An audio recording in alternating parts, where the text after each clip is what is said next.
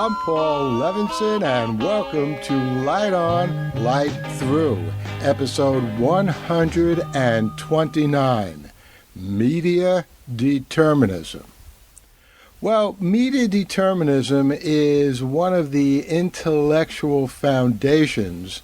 In fact, you could argue it is the most important part of the foundation of all media studies, because media determinism is the phrase that's used to describe the approach to understanding the world as something that is everything that happens in the world is the result of some kind of media configuration. So when a new medium is invented and when it becomes widespread, media determinism looks for changes in society that can be explained by that development. And certainly media determinism was the basis of Marshall McLuhan's work, even though he often denied that he was a media determinist. But that's in fact what he was doing. It's certainly been the basis of my work, my book, The Soft Edge, A Natural Future and History of the Information Revolution. It looks at things like the impact of the printing press, the relationship between the alphabet and democracy in ancient Greece, the impact of radio and television. You've heard me talk about these things many times before. Well, a few days ago, I gave a very brief, I guess about a 12-minute lecture to my online class at Fordham University this summer about media determinism, so I thought I'd share it with you here. Again, the sound quality over Zoom is not the greatest, but I think you can understand most of what I said. So here now my brief little explanation of media determinism. The Light on Light Through podcast. And the concept is media determinism. So does that sound familiar to any of you? Have you heard that term in any of your communication and media studies courses? Okay, well, it's a pretty well-known term among scholars of media history. And someone basically, I don't know exactly when, came up with the term, probably back in the 1950s. It certainly applies to Marshall McLuhan's work.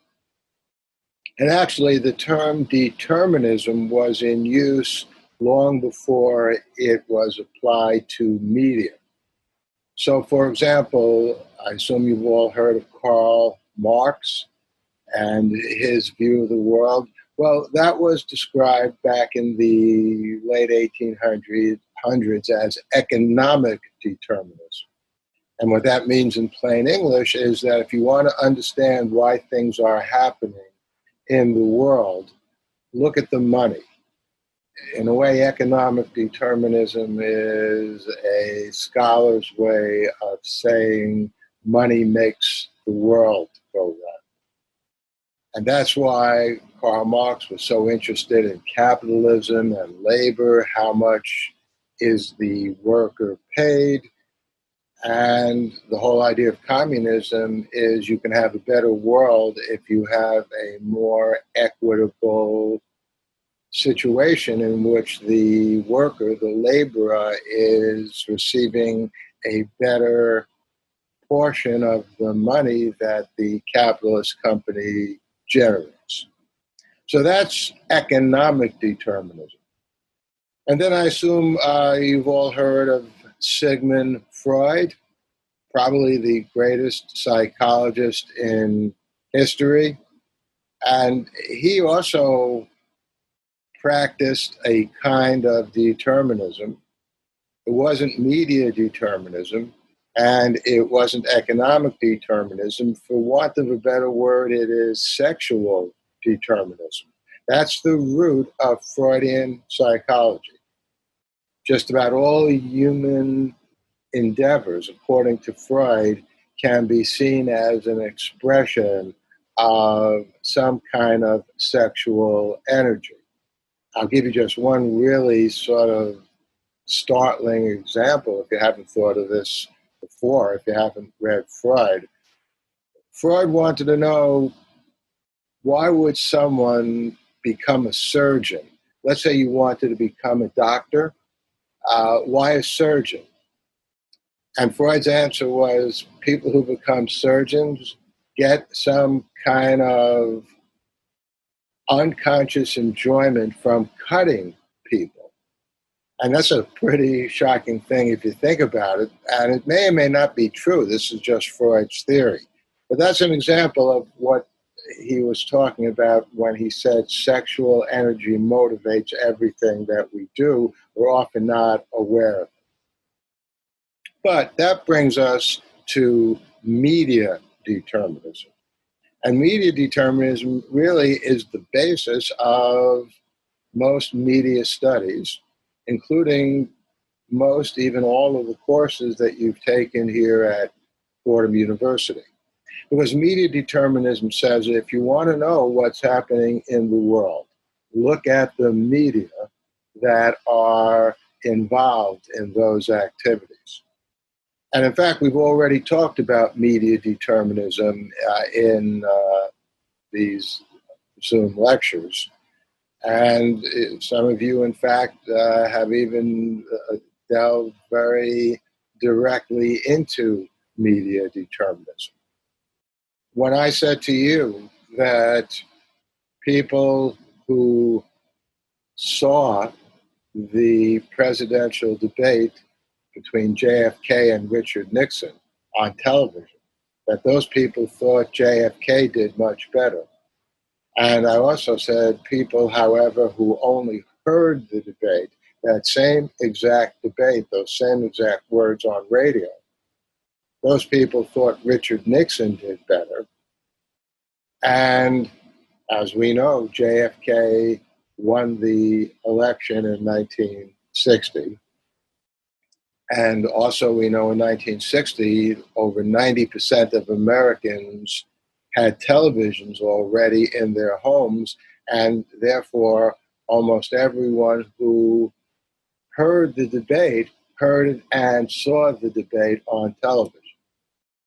So if we think, as I think, as Marshall McLuhan thought, as most media historians and even just general historians think, that debate on television was a decisive event in that election of 1960, that's media determinism. And to skip ahead again and to just touch base on what I talked to you about in the first group of lectures, if we think that Donald Trump was assisted in the 2016 election by what he did on Twitter, and I think he was, in fact. And that's why, again, just to reiterate that, I think it's a mistake to just dismiss Trump as an idiot or a lunatic, although I think there's a compelling case for both those points. But just dismissing his becoming president to some kind of weird accident in history, I think is a mistake. I think it's more useful to look at what happened in 2016, and many things happened, so it's not just one thing. But a media deterministic view would say, hey, Trump's comfort with Twitter, his facility to tweet anytime, day or night, and say very nasty and destructive things. But the point is to be able with those tweets to relate to his base. That certainly was a significant factor in 2016. And of course, we can go further and say, well, how much of a role will that play in 2020? We'll talk about that closer to the end of our term. But the point I'm making now is that would be an example of media determinism. And let me just try to clarify a little more what media determinism is in general. As I just said, there were many factors in the 2016 election, just as there were many factors in the 1960 election. So no one is saying, certainly I'm not saying, that in the 1960 election, the only thing that played a role was that debate on television.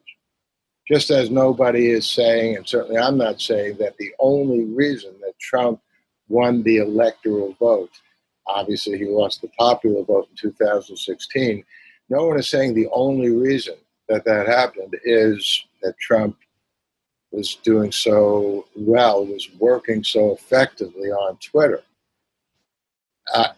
To say that one thing inevitably causes something else, that's known as hard determinism. So here is a cup of water. I'm going to take a sip of it. If I were to spill it on my laptop right now, if I were to take that water and spill it on the laptop, chances are the laptop wouldn't work too well after that. And the reason why it wouldn't be working too well after I spilled water all over the keyboard would be 100% because I spilled water on the keyboard. It would not be because, it's a Mac Air book and there are problems with Mac Air books. It would not be because it's an old computer. It's not that much of an old computer. Anyway, it would be for none of those reasons. It would be because I spilled water on the computer. So that's known as hard determinism. But most determinisms in the world are soft determinisms, meaning they're not the only factor that causes something to happen. So to give you an example, again, outside of media, consider the relationship between the elevator and the skyscraper. And let's say you're talking about the Empire State Building, which is 100 stories high. Well, clearly, if you didn't have an elevator or an escalator or some way of getting up to the 100th floor, I mean, it's possible you could slowly walk up. I guess even I could do that. It would probably take me a week, but I could walk up 100 flights of stairs if I had to. But it's certainly not something I would want to do frequently. Certainly not something I'd want to do every day. And so the elevator was absolutely essential when people began building skyscrapers because you needed to have a way to get up to those upper floors. Walking down is not so hard because gravity is working with you. But the elevator was by no means the only factor that was necessary for the skyscraper.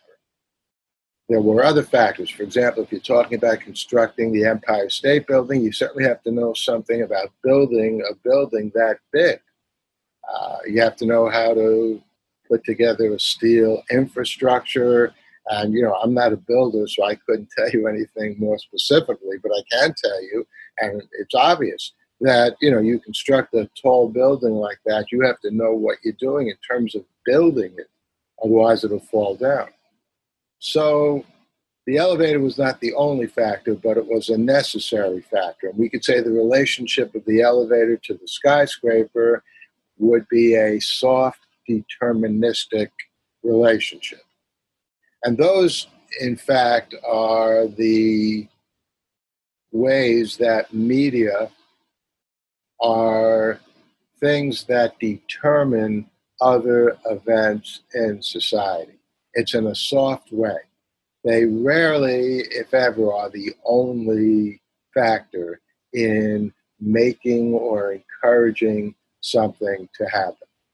So to get back to your research, when you're doing your investigations, when you're trying to put all these things together, figure out what's going on, you really are usually looking at what role a particular medium had in making something else happen.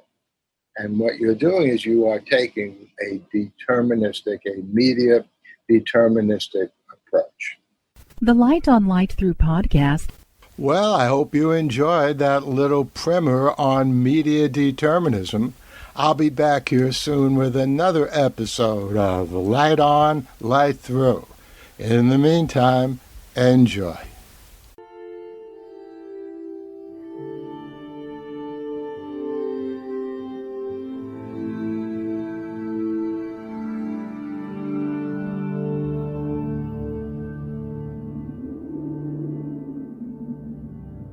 Athens, 2042 AD. She ripped the paper in half, then ripped the halves, then ripped what was left again into bits and pieces of history that could have been. Sierra Waters had read once that, years ago, it was thought that men made love for the thrill, while women made love for the sense of connection it gave them. Curled Up with a Good Book says, Sierra Waters is sexy as hell. You can find out more about The Plot to Save Socrates by Paul Levinson at theplottosavesocrates.com.